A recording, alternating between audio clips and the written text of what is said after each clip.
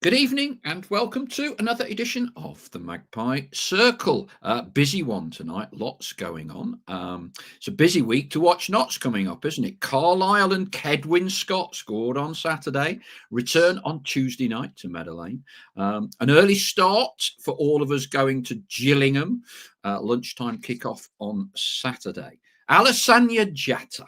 Now then, to sell or not to sell is the question. 750,000 been offered, allegedly. 1 million seals the deal. Should not allow him to leave. Your thoughts and views, please, on that. On a day in which Dagenham have announced that Junior Marias has returned back to Notts on the expiration of his loan spell in East London.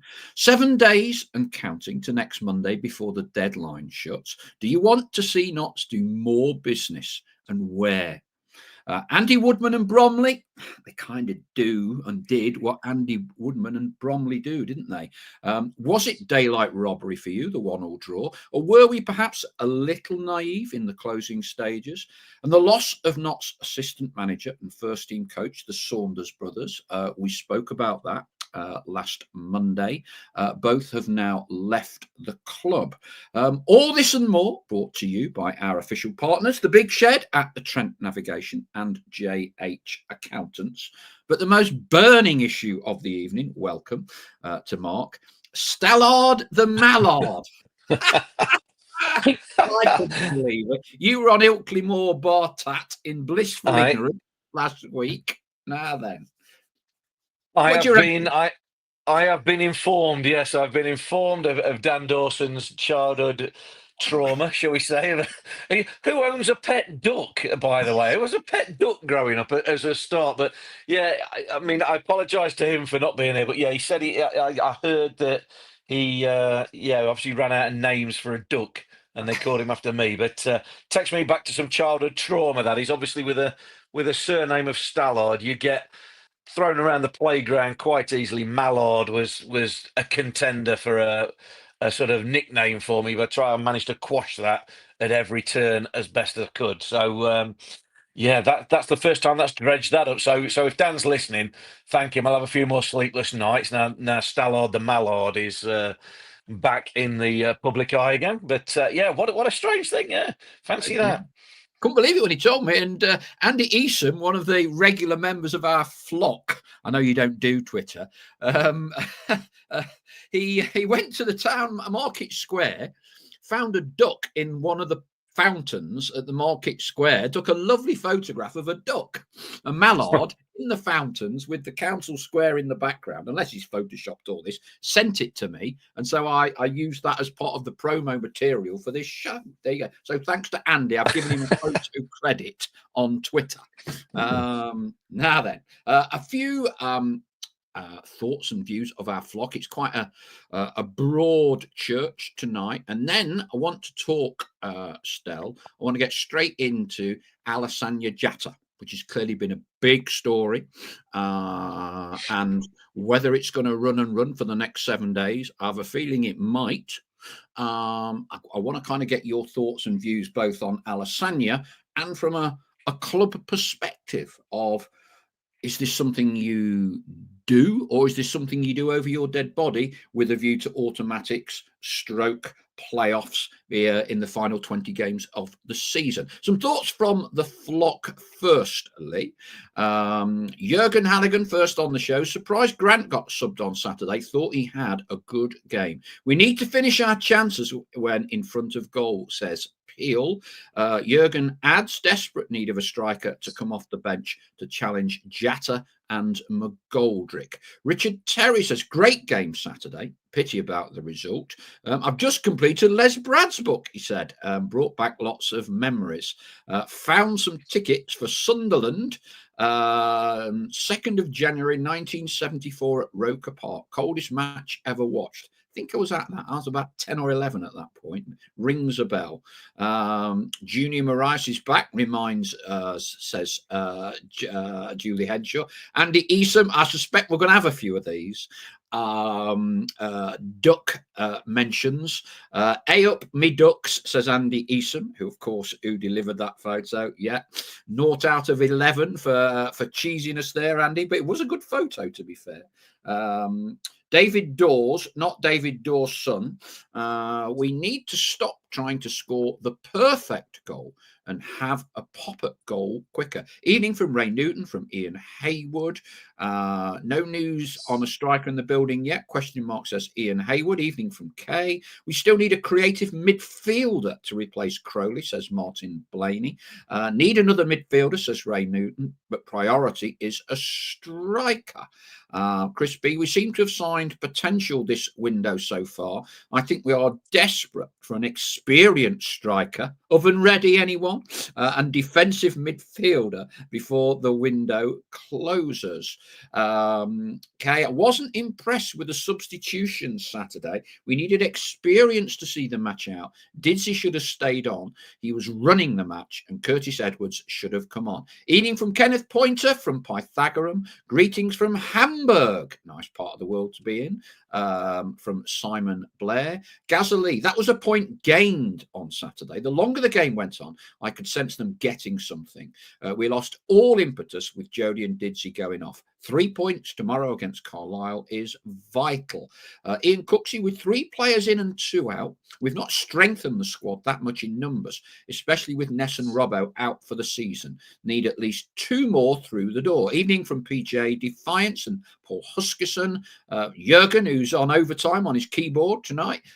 Jody was tiring, so needed to come off. First start for him, and it showed. Bit disappointed after Saturday, says show regular Royston, but a win tomorrow will cheer us all up. Thought Notts were poor Saturday, says Martin Blaney, especially in the second half. Touch, sideways passing, and not enough movement off the ball. I expect a few of these. How is Stallard the mallard, says PJ Defiance.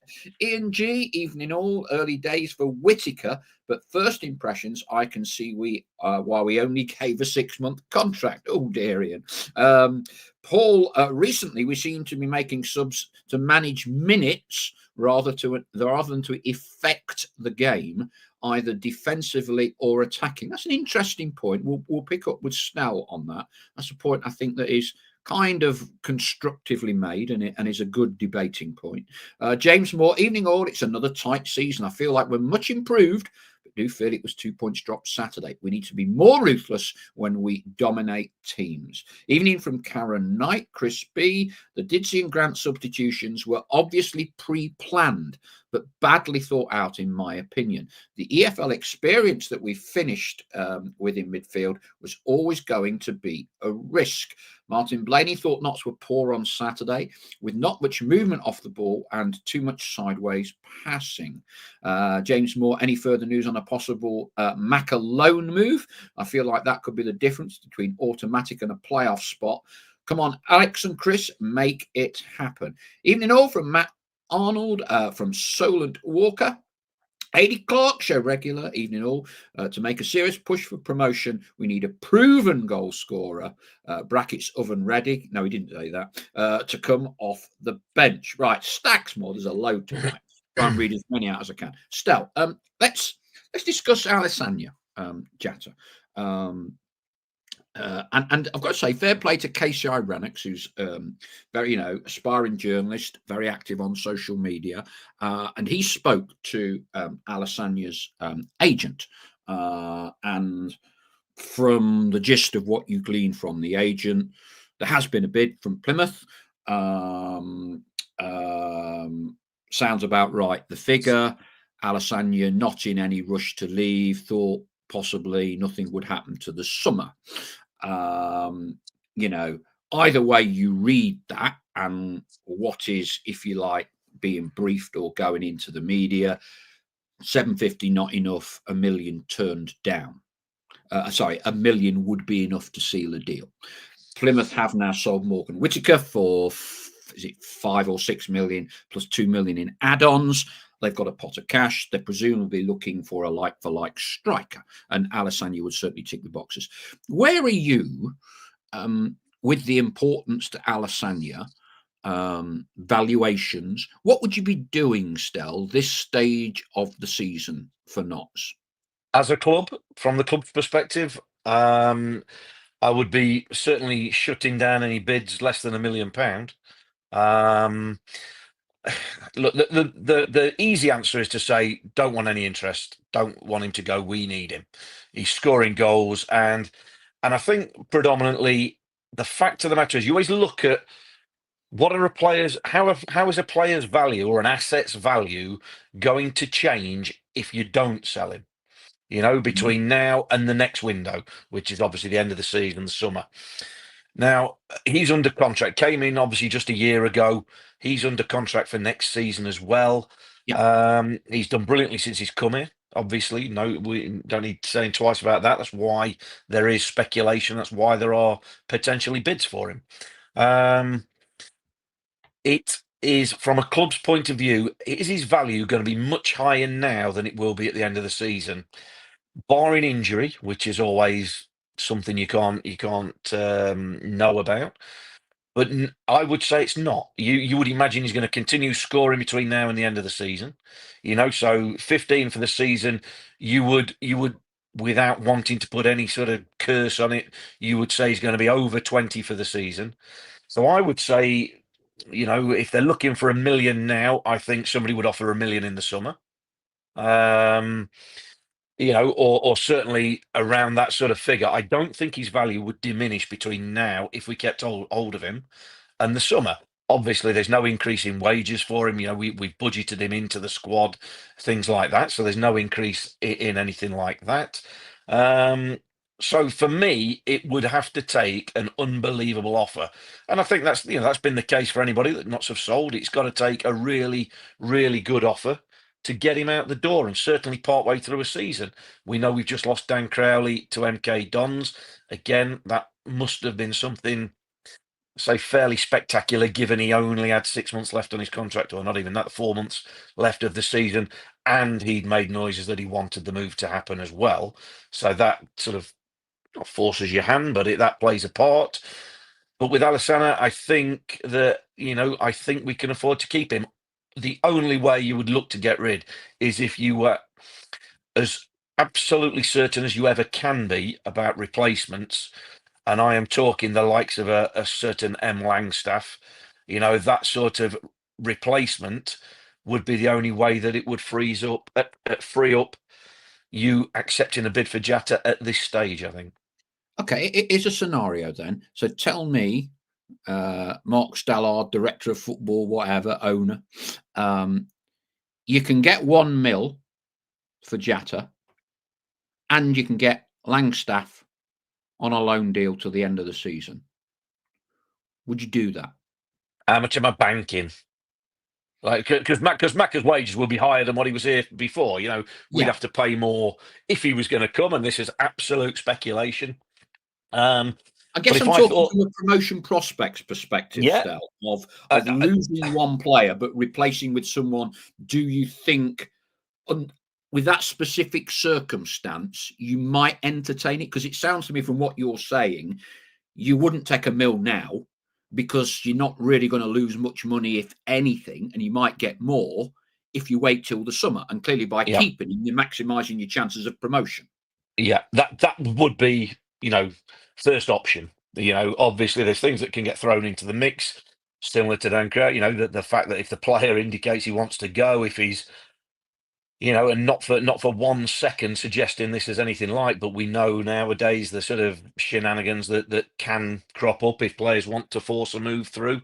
But that would be number one. Keep him to the end of the season. I don't think his value is going to change drastically, certainly in a negative fashion between now and the summer.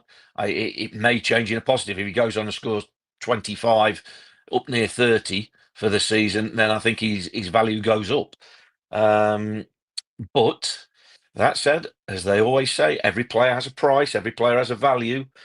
But the only way they would contemplate that and entertain it, I'm sure, is if they could allocate in the budget, they were getting enough money that they said, well, okay, we're going to have to pay either a loan fee to get, I would say Macaulay Langstaff, but somebody of that ilk, that absolute proven goal scorer in, that you go, it's still beneficial financially for the club, and you feel it doesn't particularly harm the chances of promotion. Again, it's that position as the central striker within the Notts team. The way Notts play, you will get chances. Remember, we agonised over losing Macca and thought, well, we don't know who's going to score the goals. Well, Jatta looks like he's come in and done the same. Didsy's scoring goals as well. I think given a decent striker in this Notts team, they'll score goals whoever they are. So it's not an unfillable hole, but I wouldn't be actively looking to sell. But like I say, if somebody makes a silly bid before the end of the deadline, then you might have to do some business. But again, it's only if you've got a ready-made replacement of a quality striker. All right. Do we need another? Alassana stays. Do we still need another striker?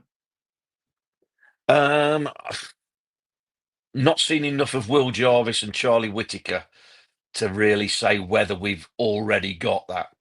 We've seen 2 lots of 15 minutes of them both, in 2 games. So can't really comment on that. Are they out and out strikers, do you think, though, Stell? I mean, it's No. so difficult because we get so many people that once saw them, a 7-second clip playing for Everton in EPL under 21s or something, and he's the greatest under 21 player in the EPL brackets under 21s. I get the impression neither are an out and out strikers. My view, controversial view, and it's not my money, but you keep Jatta. If you can get Langstaff, pay his wages. 150 grand punt, right?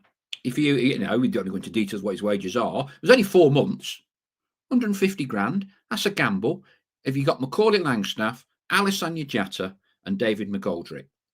The reality is you won't have those 3 fully fit, I don't think, well, more than 2/3 of your games. And I just thought on Saturday, Alassana, I don't think played particularly well. I thought they shackled him very well. And we'll come on to the should he have taken the left foot open goal, I'm sure, in a minute, because those are comments driving back through Snenton on the way home. Yeah.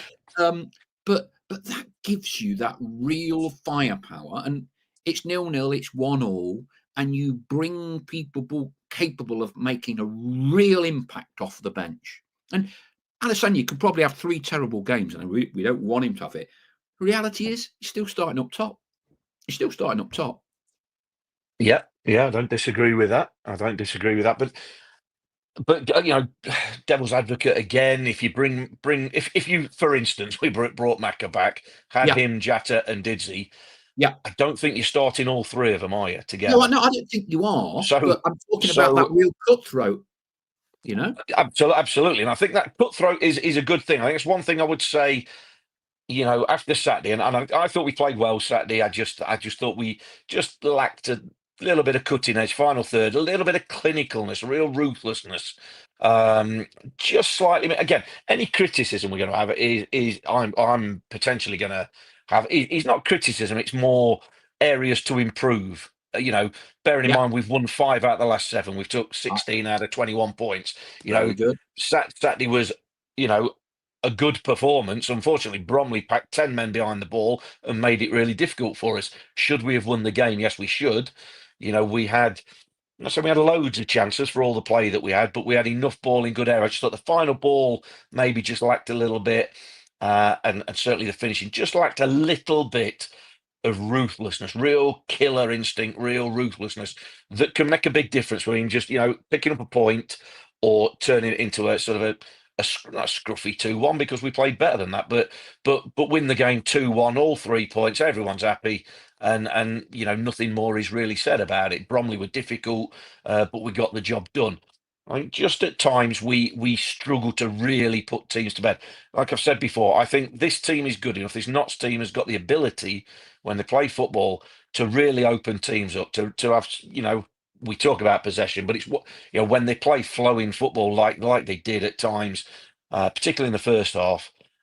Just end product. Did we have enough chances? I know they said we had numerous shots in the teens of shots, but some of them were blocked and not really. We didn't work the keeper enough for me. Smithy made a bit of a meal of that Jody Jones cross that he nearly palmed into the net. He touched onto the bar. I think Rod McDonald had the best effort. The best effort in that first half, the shot on the turn that he got down well and saved Grant Smith.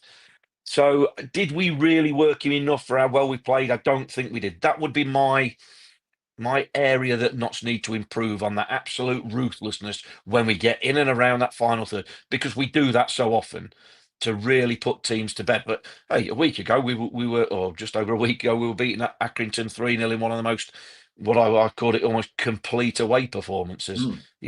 Dominated the game, scored 3 goals away from home, didn't let them have a sniff hardly. So I think just at home at times, maybe we find it a little bit difficult against teams that are just going to sit in, as Bromley did on Saturday. But, that's where you need your real ruthless, scorers, but also other areas of the pitch as well.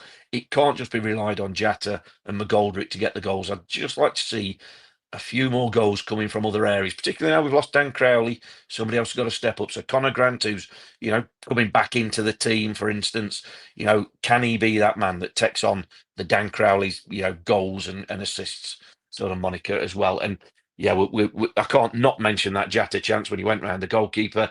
Got to go for goal. That's the one thing I think Stuart really is honest in his post-match interviews, and he speaks candidly, he speaks honestly. I think in general, one thing I would disagree with him as a striker, as an ex-striker, when you go round a keeper, you've got to finish. You know where the goal is. I know the angle was acute. It wasn't an absolute gimme, but you don't get many chances to go round the keeper in a game. And again, split-second decision. He will have seen the angle, or there might be a teammate in a better position, and he ended up trying to tee up Didsey, and they got enough bodies back, and it got blocked. I'm going to put it to you and to anybody. If Lee Hughes goes around the keeper and he's got a tight angle, what's he doing? And that, for me, might just be the difference in a real clinical, ruthless striker, as opposed to Jatta, who is a tremendous all-round player as well as a goal scorer. But I just think, he went round the keeper against Walsall, didn't he? And sort of miss it, the goal that the lad made the unbelievable clearance for. But again, he go around the keeper. I just wonder if that was in his head, maybe. I don't know. Just trying to be a little bit safe. But he's got double figures of goals. He's the top scorer. You go around a keeper, put it in the back of the net. Don't worry about missing. Don't worry about maybe missing. You put it in the back of the net. 2-0 up. I think we win the game comfortably then. Okay, let's get some more thoughts from the flock. We missed Matty Palmer on Saturday, says Kay. Desperately need him back. Don't think, from what Stuart was saying at the weekend, that he'll be available for Carlisle. Hopefully, he'll need a mask for Gillingham, was the intimation from Stuart post-game Saturday. Steph Milek, at last a game that is not a really early start for me on Saturday. Only 1.5 hours up the road. Bit longer for us lot, but fair dues. Ray Newton, striker needed as soon as possible. We need another person up front, says Nigel Bosworth. Adam Kent, credit to Bromley. They constantly broke our momentum with their time-wasting antics, then nicked a point. Only 2 shots on target for them. Pete Feenstra, problem with Jatta is if he gets called up by Gambia again, he will miss games and then is less than 100% for a few games after his return. I think that's all part of a package that you're trying to weigh up in terms of how many games is he going to be playing as part of the 20 and whether you need more striking options other than, as I see it at the minute, David McGoldrick is the only other player you can really play as the out-and-out 9. Mickey Zuller, sorry for hovering behind you in the 1862 on Saturday. I had a bit of a fangirl moment. I presume he means you, Stel. If you had a fangirl moment with me, Mickey really does need some help. Martin Shipley, I can't believe Notts will sell Jatta if they are serious about gaining promotion this season. Keep Jatta, says PJ Defiance, but we need another striker and another central defensive midfielder, CMD. I think he means CDM. Everyone has initials these days, don't they? Plus a backup defender. So we need a few more in the next 7 days, according to PJ. Ray Newton, striker needed for definite. Keep the faith. A top signing in the next few days, says Nigel Cameron. Does he know something that we don't? Again, on Saturday, Stuart said, I think his words to Dave Bracegirdle were nothing imminent. Whether imminent takes us to Tuesday and then we've got things lined up, I don't know. Chris Gosling, the return of Mariah suggests we've not been successful in targets we've identified. I do wonder if that could, Chris, be a precursor to then loaning him out somewhere else, or even a permanent somewhere else other than Dagenham. Nigel Cameron, keep the faith. Ray Newton, are Bolton interested in him? That's Jatta. Adam Kent, if we get $1 million for Jatta, we'll be daft not to take it. Sign Mullin, laughing out loud. Martin Shipley, the return of Marais is probably more to do with being ineffective at Dagenham and Redbridge. I think he got a few goals there, to be fair. Marais' return, says Wayne Wilkins from Barcelona, means nothing apart from the expiration of his loan. Adam Team is calling out for a Macaulay Langstaff to make the defenders work and play off Jatta. James Moore, we can't afford to lose Jatta at all costs. Didsey is good for 70. We can't rely on him for every game for the remainder of the season. Chris Gosling, I have complete faith in the owners. They won't sell Jatta and leave us high and dry up top. Unless we get a replacement, he'll play for Notts for the remainder of the season. Bud Chatwin, love last week's darts cast with Dan Dawson. But can we keep, now comes the but can we keep most of the show about football this week? Well, hopefully we are, Bud. Hopefully we are.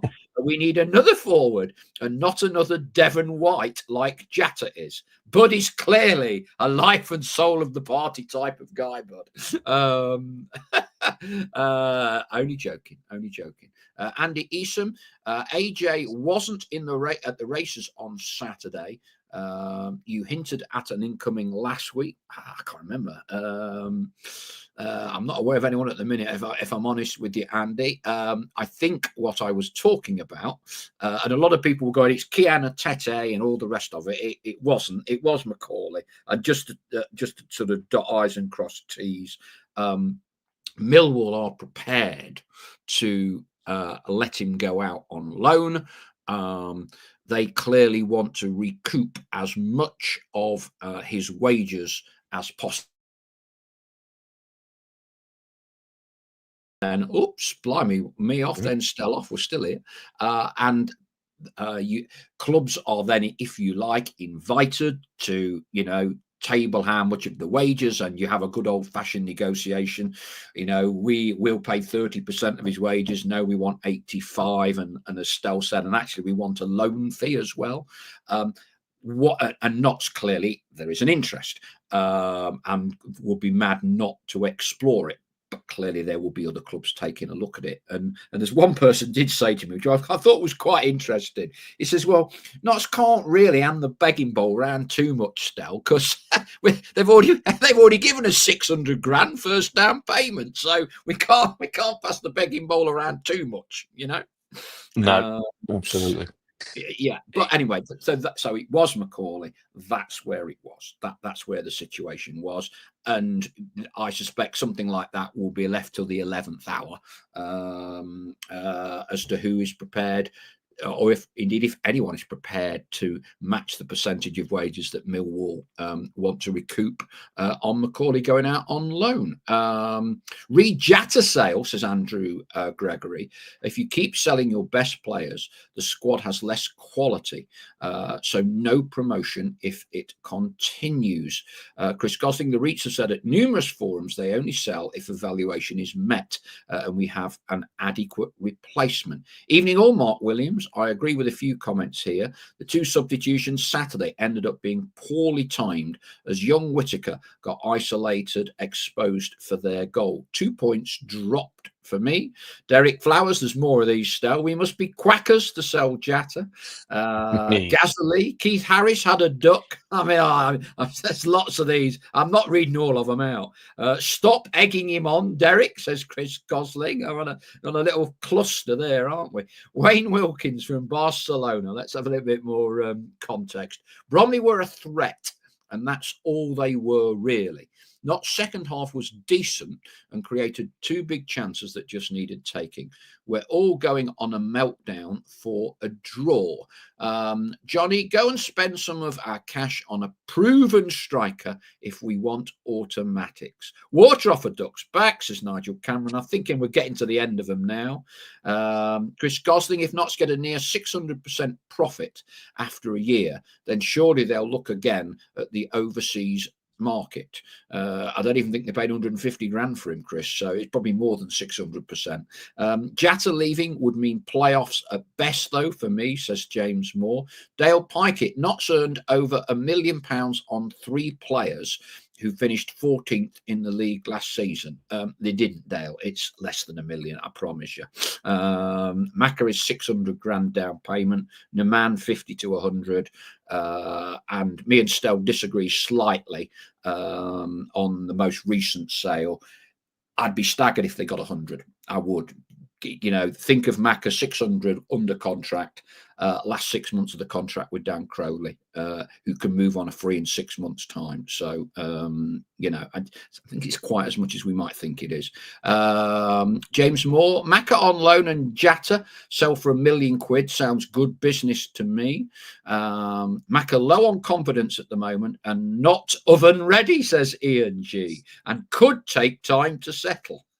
I could rather cynically say that's never stopped his son and anybody else in the January transfer window, Ian. Stephen Shepherd, I personally think Jatta isn't ready for a move up the divisions at the moment. He's still not the finished product, but he's certainly improving at Notts. Plenty more going on. Right. Okay. Point from Bromley. Like you said, Stucks, I think this gets glossed over. And you're the man with the stats. What is it, 16 out of 21 or whatever it is? It's 16 very, out of 21 points. And I think we'd all want more out of Bromley. And to be leading 1-0 to the closing stages, look, these things happen. Kedwin Scott scored on Saturday. Carlisle coming, fighting for their lives. And for me, it's a big battle for them to stay up with Mike Williamson, who, of course, turned Notts now a couple of years ago. How much of a banana skin is this game, Stell? How much is this a game you want on a Tuesday night against one of the so far 2 worst teams in the division all season, who we've already beaten? And, you know, it's not a great trip if you're Carlisle, is it, to come to Nottingham and get back into Carlisle at presumably about 3 a.m? Yeah, look, every game's a banana skin. We know that, you know, as much as we say it's a game we should win, it's a game we're expected to get all 3 points. Every game is a banana skin. And make no mistake, because of where Carlisle are in the league table, they've got one of, if not the highest budget in this division. You know, the money they've spent with their owners, their new owners, is unbelievable. It's an example of how money doesn't equate to getting the right combination of players together on the pitch. I see they've let Armstrong go out on loan as he's gone up to Scotland in the last day or two. A lad who was, you know, being coveted by Wrexham, wasn't he, when he was at Harrogate about 18 months or so ago. So that's how football can change. But he ended up at Carlisle, didn't do much there. But that's by the by. You know, they're going to be a difficult proposition. They just won at the weekend, took them off the bottom of the table. Look, Notts are favourites. Notts should go into the game full of confidence. You know, there's no reason why not to, but you have to always treat teams with respect. You know, you've got to go out and perform every game. You know, so it's a tough game, but you know, after the frustration of not taking all 3 points Saturday, I don't think it's a bad game to have. Game at home against a team, you know, down at the bottom, fighting, as you say, it is a relegation battle for them, it looks like. So, you know, it's a good game to have always at home, quickly after a disappointment when you've played well and not got what you think you deserve, really. So they'll want to get back out there, they'll want to perform, and they'll want to get all 3 points tomorrow night. Yeah, there's been kind of mixed reviews on Nott's performance against Bromley. We all knew how Bromley would set up. We all knew exactly what they would do. I think from your earlier comments, you thought that was a pretty decent performance. Yeah. From a Notts perspective, yeah, up until up until around the penalty area, the final third, I thought we moved the ball really well. We restricted them. Let's not forget Michael Cheek. Now Nathan Lowe's gone back. We could argue joint leading scorer in the division or whatever. Yeah. But they've got goals. They obviously play away from home on the counter. They've took more points, like Notts. They've took more points away from home than they have at home. So they're obviously set up to play as they were set up. Bit of a counter-attacking team away from home, solid defensively, don't give too much away, and can go and win games, away from home when other teams are expected to make the running. We restricted them to next to nothing, really, in the game. So the disappointment for me was just in that final ball, the final third. Bit of killer instinct, bit of ruthlessness, whatever it is.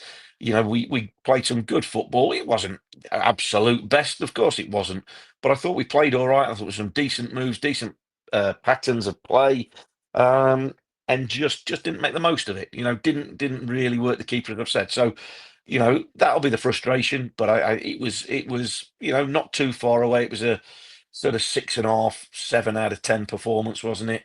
But again, against a team you can't underestimate, that they've got a live goal threat who barely got a kick in Cheek, and defensively and away from home, Andy Woodman sets them up how they do, and they are difficult to beat and difficult to play against. And all the time wasting showed that throughout the game, didn't it? They were there to do a professional away from home job, and they've got a point, and they'll be happy with it.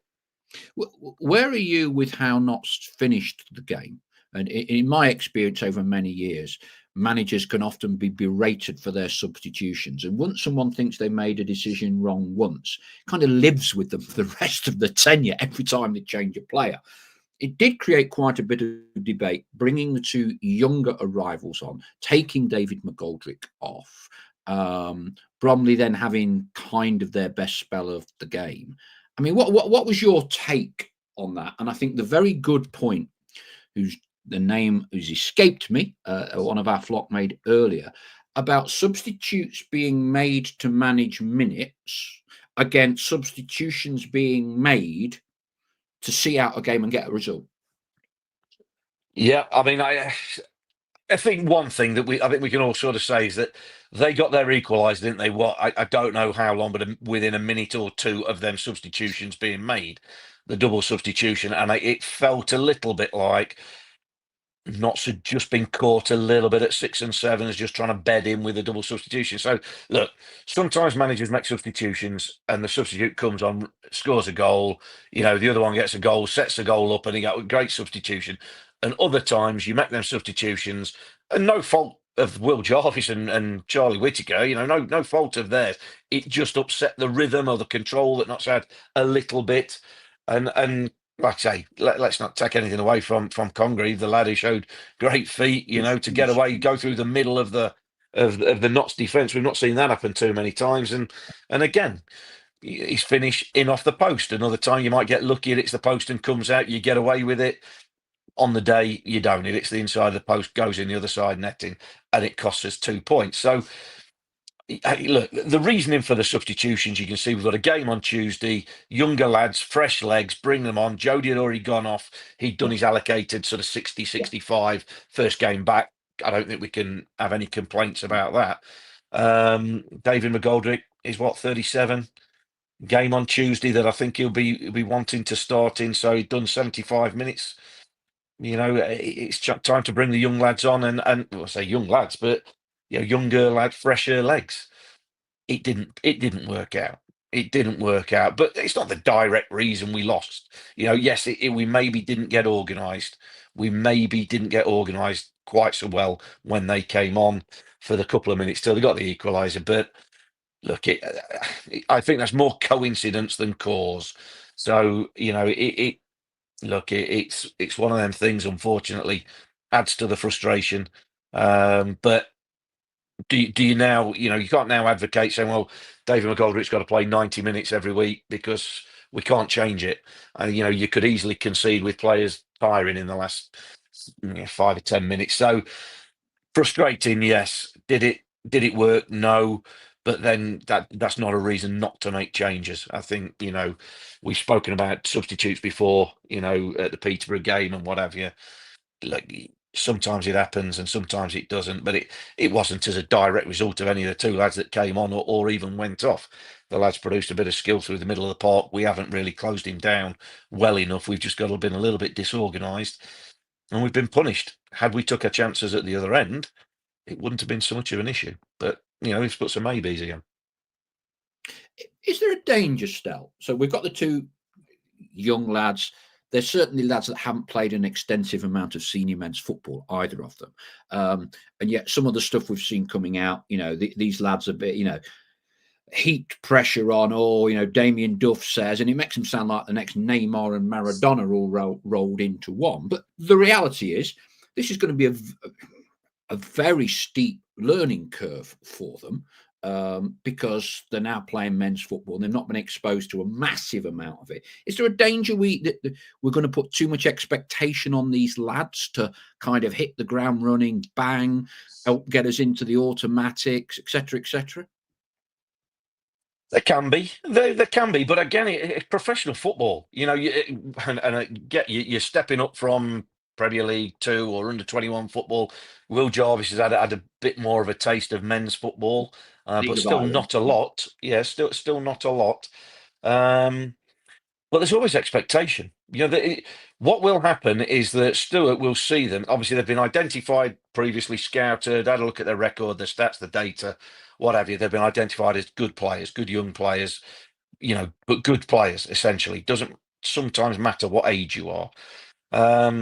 Then you come in, and if the head coach, Stuart, sees them on the training ground, he doesn't put them on the bench and bring them on in both the games because they've shown nothing, but just because we've brought them in, we'd better do it. If they've shown something on the training ground, that's when they'll get to come on. Curtis Edwards was on the bench, wasn't he, on Saturday, and didn't come on. Thought he might have been expected to come on maybe last 10 or 15 minutes, just try and get some minutes for him. But the two younger lads were preferred, and that's obviously because what they're maybe showing in training. They've obviously got things that Stuart likes. Now, we can't judge them on the 10, 15 minutes they've had in both games that we've seen. Precious little, really. I mean, Charlie Whittaker very nearly had that header. Maybe could have done better. A little bit unsighted. Header at the Cop end. That could have been the game winner. But I think he was unsighted as the ball came across. But it's a lot of pressure to ask them to make the difference. But a football career is if you want to call it pressure, there is an expectation on you to perform. If you don't perform, you won't be a professional footballer for too long. So at whatever age you are, you've got to make a breakthrough. You've got to show your quality. You've got to perform on the pitch. And hopefully them two lads will do that. Like I say, Stuart's obviously seen something on the training ground that he puts them on the bench and throws them on rather than, well, I'll put you on the bench, but I'll leave you on the bench just to keep your name and in amongst it until you get used to things. He's obviously seen things he likes from them. Like I say, it might just take a few games for them to get used to how Notts play and to actually have that chance to provide that moment. Not everybody in 10 or 15 minutes can have that instant impact and go, wow, he looks a world beater. Sometimes it can be a little bit of a slower burn. Of course, we want it now, but you've got to give them a little bit of time to get used to the surroundings, used to the team. But again, they wouldn't be on the pitch if they weren't showing quality in training ground. It's always fine margins, isn't it, Stel? And the cross has come over for Whittaker, good position for the header. He scores then. He's off and running. He's the Messiah, isn't he? Those fine margins can make a huge difference to a player's momentum and adjustment and all the rest of it, Yeah, absolutely. It goes in and his confidence is sky high. He feels like he's settled in. He feels like he belongs. Got that first goal, which all attacking-minded players are looking for. And again, you're right, what you said earlier. I don't think either of them, although out of the two of them, Will Jarvis has gone on and played sort of as a central striker. I'm not sure that's his position. Like you said earlier, I'm not sure either of them are out and out centre forwards, if we like. But again, in the modern game, how much of the game is about dropping into pockets of space now for your forward players to play in them number 10 roles, them slightly withdrawn positions. So I don't see that as a problem. Again, it's all down to ability and the ability to, apply that and affect games. That's the bit. Affect games in a positive way. That's what every player wants to do, certainly attacking players. So hope that they'll have time, they will have time, and they've obviously got ability. They've come well recommended. They've done the scouting, done the due diligence on them, and hopefully they start, showing exactly the reasons why sooner rather than later. But again, if they're being kept on the bench, it's because the lads on the pitch are doing something right. James Moore says we are desperate, and he's put desperate in capital letters for dramatic effect, for another striker, someone to challenge for a starting spot, as we have no one. He's put that in capitals as well. James says, I think the deals for Maka, Naman and Crowley have put us in a position where we can afford to say no until it's a silly price and see how desperate Plymouth are. Andy Esom, in between taking photographs of ducks in fountains in the council square. Bear in mind, we could lose AJ to international duty for the home games v Chesterfield and Crewe. No one tell me we don't need another number 9. ZO, other than Jatta, we have no one that physically can lead the line and win a header. PJ Defiance, Plymouth can have Jatta for 4 million. There you go. They've still made a profit with Morgan Whittaker. Even I might be persuaded but I'm not 100%. I'm not 100%. I'm reminded of Martin Allen at the deal we had before Christmas. You don't get promotion by selling your best players. And I know that it is not a definitive, but I think the principle of that is something that has stayed for a long time and is, broadly speaking, very accurate. Ian Haywood, he Saturday's performance down to lack of coaches throughout the previous week. Where do you find coaches from? Mark Connors, it wasn't our subs that changed the game. It was Bromley's subs. Cheek was too slow and not fit enough to press us. But when Kawumba replaced him, they pressed us a lot more aggressively. But Bromley were master of the dark arts. We are naive in this area, says Ian G. I think we've done all right with the goalkeeper going down with cramp 4 times a game, haven't we? Normally during the halfway periods of the first and the second half. I think we're learning them. Ian Cooksey, go and get Ollie Pierce from York. Scored for fun last 2 seasons in non-league, like a certain Macca, offer 150k. Pretty certain York would snap your hand off. York are definitely not a selling club, Ian, says Chris Gosling. I bow to members of our flock superior knowledge of York. They've got, is it the Ugler family, I think, who cocked up royally at Yeovil. I don't think they speak very highly from there, but they've ended up with York now. Wayne Wilkins, we did enough performance-wise, although Bromley were threatening. That's all they were, really, and snatched a goal. Not just missed a couple of golden chances, e.g. Jatta and the Whittaker header. What else have we got? Our standards dropped slightly on Saturday, says Matt Arnold, but that was more down to Bromley's tactics more than our quality. Not a bad performance, could have been more clinical. Jarvis and Whittaker are penciled in for the attacking midfield roles, I'd have thought, says Joe Crabtree.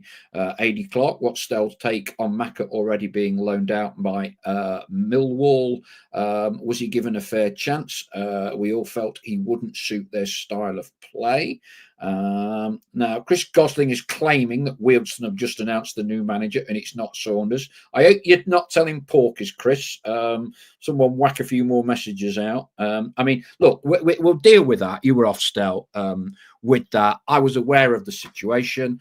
We spoke about it last week. Both the coaches, the brothers, had not been in training for a little while.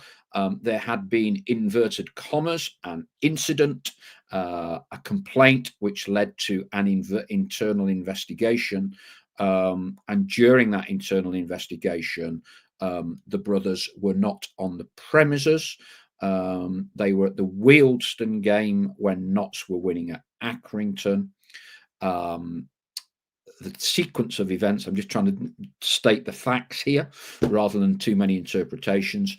Wealdstone's manager left to join Solihull in the middle of last week, about Tuesday or Wednesday, and on Friday, Notts announced that both the brothers had left the club. So you can draw all your own conclusions from whatever you want, but they are kind of the sequence of events that happened. What it does mean, Stell, is that Stuart has lost the two most senior members of his coaching team, people with whom he would have been very familiar. He'd worked with at Notts, he'd worked with at Wealdstone, and the fact that he bought them from Wealdstone clearly suggests he's comfortable with them and appreciates the work they've done. Look, you've worked under various management coaching teams.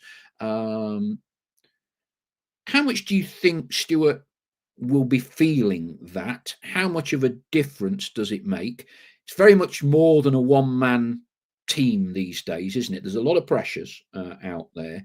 How significant do you think it is? Yeah, it's not ideal, that's for sure. Particularly, Stuart will have known them. They're his trusted allies, been at Wealdstone with them both. So to have two of your two main backups, if you like, in your coaching department up and leave for whatever reason, that's not ideal. He will have a way of working like I say, it's a team, it's a collective. The coaching team, if you like, they have a way of working. They'll know each other. They'll bounce things off each other. So it will just upset the apple cart a little bit. From a player's perspective, it's not too bad because again, players turn up to do the sessions. You're just almost liaising with the coaches. It's about the personality, the type of sessions they're putting on. But there's João Alves still there. He's moved up, hasn't he, to be Stuart's assistant, sort of immediately. Whether he'll stay there, whether they'll bring somebody else in, who knows? We'll wait and see. But it's you're missing two personalities as much as anything from a player's perspective. There's two voices gone from the training ground and around the dressing rooms, and from the sort of classroom, if you like, nowadays, where they do all the media work and the video work and the analysis stuff. So that'll be it. It'll be slightly different dynamics, but again, there's that big of a staff these days at all clubs, but Notts as well, that there's still plenty of other voices, familiar people there. Again, we'll be interested to see whether I'm assuming he's going to bring somebody into work in the first team, whether it's one or two, whether he brings that from within the club, if you like, promoting from within, or whether he goes out and gets them from elsewhere. We'll wait and see, but it's not ideal. But I don't think we can make too much of a meal about it. It's these things happen, don't they, in football? People move on. Whether it's managers, players, and sometimes it's coaches. So you've still got to get on with the game. It's a professional business, and you've got to get on with it. Neil Gibson, formerly of Connors Quay, is the person taking over at Wealdstone, says Andy Easom, not someone I'm familiar with, but he is the new head coach or manager at Wealdstone. Johnny, a bit mischievously, says, go and get Luke Williams as his management coach. Now, one name that has been mentioned, James Moore, among others, mentioning it, Jim O'Brien. Do you think there's the remotest chance of that happening, Stel, as a senior Football League experienced person in coaching that knows the club? Or would it be more in your summation that Stuart would be wanting someone with whom he is familiar, worked with in the past? Look, I don't know is the honest answer, but Jim O'Brien might well be on the again. It depends what Jim O'Brien's doing up at Sheffield United. Yeah, with his like, under 18s, under 21, something like that. Yeah, exactly. But whether he's coaches are certainly young coaches who've just finished a career like Jim, tending to be always doing a badge, doing the next qualification, doing whatever it is. So he might be on the pathway of that. Might not want to upset it. I don't know is the honest answer with that. perhaps think that Stuart might want somebody a little bit more experienced of a coach, maybe, than Jim. But I don't know. Literally don't know. So all you want is a good coach. You want coaches who are good, put on good sessions, got a bit of personality about themselves, lively about the club and about the place. Whoever that is, then hopefully they get them in quickly and can help out with the sessions. Dawn chorus start Friday night. Well, I don't know if you're going down Friday night. The delights of Gillingham on Saturday, 12:30. You know, we're having to get used to these displaced kickoff fixtures. Are you going down overnight, Stel, with Mr. Brace Girdle, or we're having a Friday night jolly down to Gillingham because the other reason, well, not just the early kickoff, the parking is terrible at Gillingham. There's nothing at Gillingham's ground, so we end up parking. We were best part of a mile away last year, and we parked in it like there was a school or a girls' school or something. And we were wondering, no signs of how long the gates were going to be open for it. So we were wondering whether we were going to be locked in and held captive down in Gillingham last year. But thankfully we weren't. But yeah, we're going down overnight this year with the early kickoff, just so we don't have that problem again. Yeah, I normally do the train, Gillingham. It's not too bad. Although some of the trains are up the spout in and out of King's Cross, I believe. But no, so yeah, it's a fairly early start. Are you stopping in some 5-star Ritz Carlton, courtesy of BBC Radio Nottingham? I wouldn't say 5-star, no. 5 out of 10 maybe, but no, not 5-star, no. I don't know there'll be duck on the menu, so it might be Stallard, the mallard might be the only duck around. But no, yeah, like I say, somewhere decent. I don't know where BBC book it for us, so I don't know where it will be. As long as it's got a roof and it's dry and we get a meal and a drink at night on the Friday, it'll be good enough. Yeah, they're a club, aren't they, Stel, Gillingham? They've got through a few managers in recent years. I think as a fan base, they would be thinking what we're doing in League Two, but they've struggled a bit to get out of it. Of course, when they came here, if they weren't top, they were certainly doing very well. And I think we all thought they would do well, didn't they? Didn't they then go on a massive run of not winning a game after they won at Meadow Lane? Yeah, I think that's right, and they've sort of fell off a cliff, haven't they? You know, really, really struggled. Since they were right up at the top. And again, I go back to the podcast we did early on in the season where we were sort of getting people to put the predictions in of who was going to finish top, and I think quite a lot had Gillingham for. Yep. Yeah, they look strong. They look up there. They came and beat us at our place, didn't they? But yeah, fell off a cliff since then. So what exactly has gone wrong? I don't know, but. They are struggling, so it might not be a bad time to play them. Let's hope so. The needle constantly moves. Where are you with automatic and playoffs at the minute? In your opinion, have we done enough so far in this window to kind of give ourselves a better chance of automatics or not? What's your take on it? If you're talking about transfers, I think I'd echo what people have said. I'd like to maybe see one more, at least one more come in that just gives us that bit of belief that we can push all the way. But I don't think we're far away. I really don't. Again, like we've been saying all season, we're right up there in the mix, aren't we? 2 or 3 of the teams above us played a game more. We can go above them if we win a game in hand. I know Wimbledon have got a game in hand on us. They can stay above and all that. But we are absolutely right in there fighting for them automatics. And that's considering the sort of injuries that we've had at the start of the season, the first half of the season. We certainly did a stronger second half of the season, but I don't see why we can't do that. I think, the players are good enough. They've come into some form. It seems a long while ago, that Salford performance, doesn't it? When we were, 2 points out of 21 or 2 points out of 18, whatever it was. 5 wins out of the next 7, as we've just spoken about. So that's the sort of form they need to continue. Again, it's always about what's in front of you, what's next, not what's gone. What's gone, you can't do anything about. It's in the history books. It is data for all the data analytics. But that is it. That is what data is. It's study of the past to try and help you predict the future or do things in the future. So, like I say, if Notts can be slightly better, or massively better in the second half of the season, then them automatic places are well within reach. But we know how tight it is. There are 7 or 8 other teams who are thinking exactly the same thing. Dale Pikett asks, and has of several of you, any news on the rearranged games, Colchester and Grimsby? No, nothing's been fixed yet. I know Colchester had quite a few cup games here and there and the trophy and everything, but no new dates been announced yet. We'll still wait. Jody gets a hat-trick at Gillingham, says Ian Haywood, as punishment for getting injured against them earlier in the season. Ian G, win our game in hand and autos is in reach. Bud Chat, when he's warming up now, he's got a sense of humour. Neil Warnock or Mike Bassett as assistant manager. There we go. We've done an hour. We've had lots of people on tonight. Hopefully we've answered large amount of your questions. Get yourself down the lane Tuesday night. Always like the midweek games.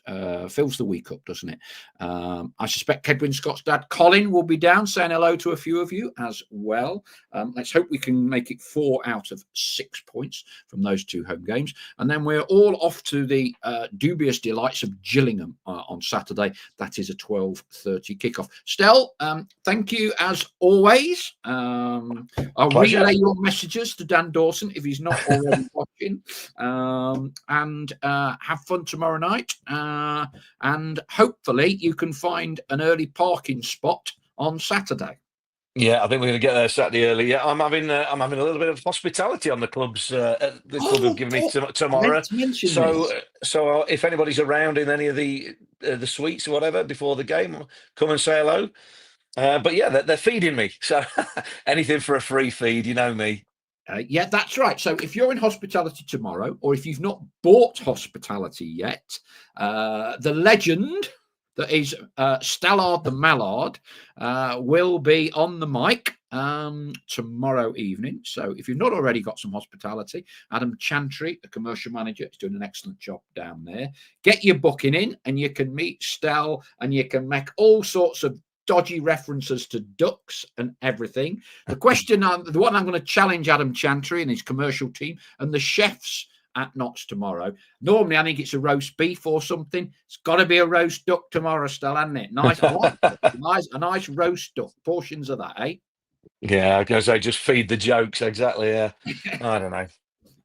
Anyway, thank you as always to all our flock.